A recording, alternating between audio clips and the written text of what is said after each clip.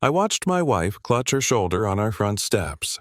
Her face folded in a way I'd only ever seen in emergency rooms or on deployments, and something cold and precise clicked in me they had crossed a line. They didn't just issue a ticket or a warning. HOA enforcers shoved her down the steps right in front of our neighbors. I didn't come home to be bullied. I came home to be safe. My name is Jack Morrison. After 25 years in the military, after boots and sand and missions where you learn to control the rage and channel it into purpose, all I wanted was quiet. Emily, my wife, worked nights as an ER nurse and had a garden of medicinal herbs in our backyard she tended like a priestess tending a sanctuary. We moved to Willow Ridge Estates because the listing called it quiet, close-knit, and for 6 months it was exactly that. I taught free self-defense for kids on Saturday mornings. Emily knew half the ER by name. Mike and Rebecca next door treated us like family, and I spent evenings in my garage workshop making little things that made her laugh. Then I built her a trellis for climbing roses, a wooden thing I designed and sanded and stained until my hands ached, and 3 days later a man with a clipboard and a polo shirt showed up and told me I had violated Section 27B, subparagraph 4. Remove it in 48 hours, or the fine doubles, he said, sliding a violation notice across my palm like it was a menu. He introduced himself as Chad Wilson, Enforcement Officer for the HOA. He smiled like a man who'd just nailed the final piece of an afternoon project. That was the moment the pattern started to tilt. It would have been annoying, trivial, even if it stopped there. But the notices kept coming. Mailbox color lawn height. A trash can neatly tucked behind our fence. Emily's herbs labeled unauthorized plants my youth classes called a nuisance. Then they started showing up more often. Chad began photographing our house through the windows. He loitered on the sidewalk with a branded SUV idling. He reported tiny infractions that magically never applied to the houses across the street, and when I asked why he smirked and said, "Maybe Willow Ridge isn't the right fit." That smirk made me look deeper. Mike's retired detective voice like gravel leaned over the fence and said, "You're poking a hornet's nest. Karen Matthews runs this place like a kingdom." Karen Matthews, HOA, president, perfectly coiffed hair jewelry that looked like mortgage payments, and the kind of smile that never reached her eyes. Doug Peterson sat on the board like a blank page. He balanced budgets and never looked you in the eye. When I requested a simple retroactive approval for the trellis, they refused and piled on fines until the total read like a threat.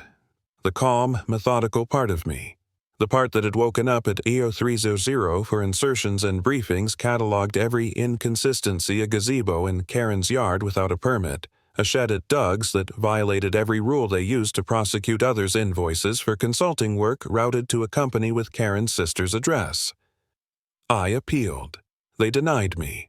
I asked for the financials. They produced vague line items. My mouth tasted of iron as I watched the pattern emerge. Selective enforcement intimidation money moved like shadows into accounts that smelled of greed. Then came the night Emily was injured. She'd gone out to argue calmly. Emily always argued with facts. That's how she saved lives and came back on our steps clutching her shoulder breath, hot with pain.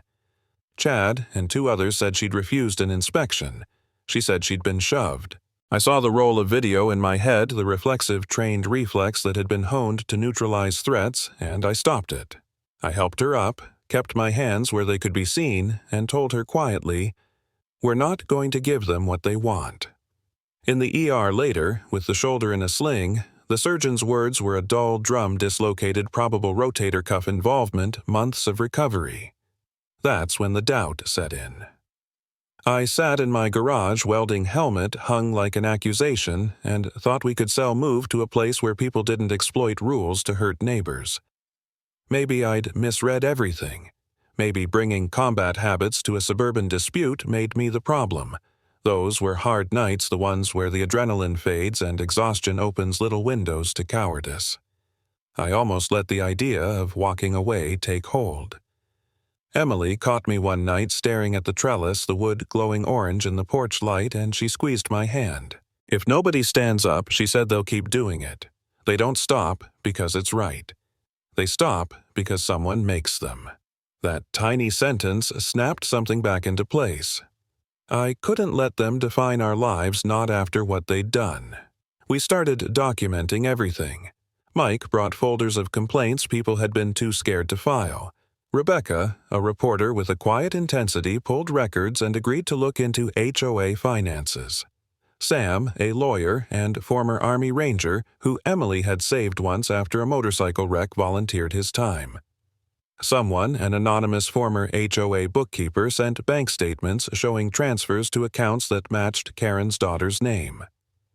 The more we found, the clearer the pattern: embezzlement, selective fines used as leverage. A police officer, Officer Benson, who showed up to dismiss complaints and had a generosity that coincided suspiciously with Karen's donations to the golf club he frequented. They had constructed a little ecosystem that fed itself. Instead of confronting them with fists, we hit them where systems are vulnerable: transparency. I filmed meetings, legally permissible recordings, and showed up at board meetings with printed bylaws, copies of every complaint and photos of every unapproved structure in the neighborhood that had somehow escaped notice when Karen or Doug owned it. Doug's face went slack when I mentioned the financial irregularities.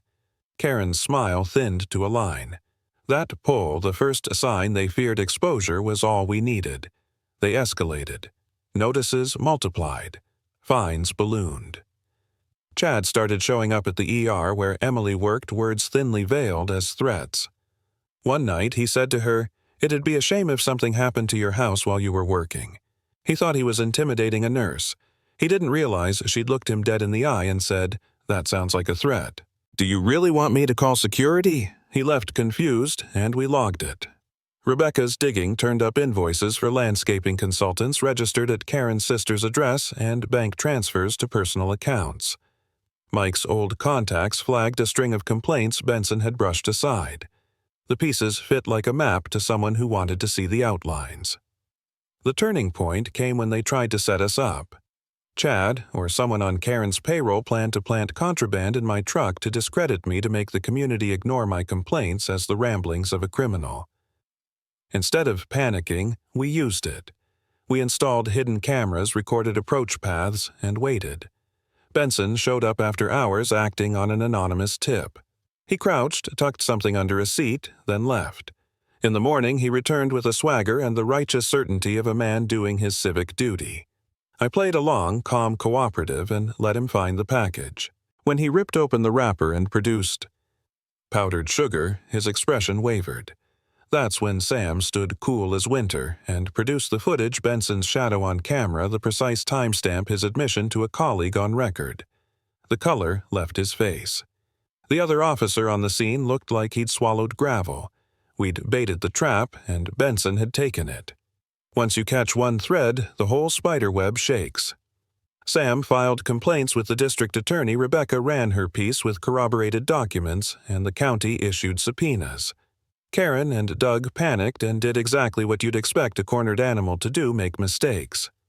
They held an emergency closed-door meeting, which we had audio of, where they discussed fabricating building violations and planting evidence. The recording was damning. It didn't read like speculation anymore. It read like proof. Within days, search warrants were executed. Files were seized. Bank accounts that had looked tidy on paper opened up and spilled out. Numbers that smelled like theft. Hundreds of thousands diverted to personal use shell invoices to fake companies' kickbacks disguised as consulting fees. I stood across the street as agents walked into Karen's house and watched her face change with every door they closed behind them. She went from polished and predatory to human, the veneer cracking. Doug tried to run and found neighbors with phones out recording everything. Officer Benson was placed on leave and then arrested. Karen and Doug were handcuffed on a Wednesday morning. I remember the sound, the metallic click of cuffs, the small whisper of a crowd that finally had permission to breathe. I'm not going to pretend it felt like victory. Not some cinematic epiphany with confetti. It felt like relief, like gravity returning to its proper place. Karen's eyes met mine for a half-second through the courthouse glass, and I didn't gloat. I simply watched as a system that had been weaponized against us began to be taken apart by law. The charges were real embezzlement, conspiracy, abuse of power. There was no melodramatic last stand, only paperwork and badges, and the slow, irreversible machinery of accountability. Standing there, I thought about the nights I considered leaving the ache in Emily's shoulder, the quiet neighbors who'd been cowed into silence. I thought about the trellis in our yard, its wood scarred and finished now a symbol rather than a casualty. And I thought people in positions of small petty power will push if no one pushes back.